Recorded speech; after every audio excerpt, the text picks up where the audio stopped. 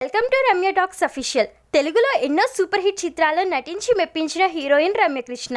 దక్షిణాది చిత్ర పరిశ్రమలో lady super star tag సొంతం చేసుకున్న ఆమె తెలుగుతో పాటు తమిళం, మలయాళం భాషల్లో అనేక సినిమాల్లో కనిపించింది. ఒకప్పుడు హీరోయిన్గా అలరించిన రమ్య ఇప్పుడు సెకండ్ ఇన్నింగ్స్లో సహాయ నటిగా రాణిస్తుంది. యంగ్ హీరోయిన్లకు తల్లిగా, అత్తగా కనిపిస్తుంది. కేవలం హీరోయిన్గానే కాకుండా నెగిటివ్ షేడ్స్ ఉన్న విలన్ పాత్రలో రఫ్ ఆడించింది. డైరెక్టర్ రాజమౌళి రూపొందించిన బాహుబలి సినిమాలో శివగామి పాత్రలో పాన్ ఇండియా ఆడియన్స్ హృదయాలు గెలుచుకుంది.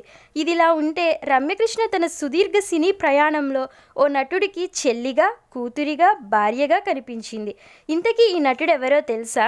అతడు మరెవరో కాదు, విలక్షణ నటుడు నాజర్. నరసింహ మూవీలో రమ్యకృష్ణ అన్నయ్యగా నాజర్ కనిపించారు. ఇక తమిళంలో హిట్ అయిన వంత రాజవతన్ వరమేను సినిమాలో నాజర్ కూతురిగా కనిపించారు. ఈ చిత్రాన్ని తెలుగులో సూపర్ హిట్ అయిన అత్తారింటి దారేది సినిమా రీమేక్గా తెరకెక్కించారు. తెలుగులో నదియా పాత్రను రమ్యకృష్ణ పోషించారు. ఆ తర్వాత బాహుబలి సినిమాలో రమ్యకృష్ణ, నాజర్ భార్యాభర్తలుగా కనిపించారు.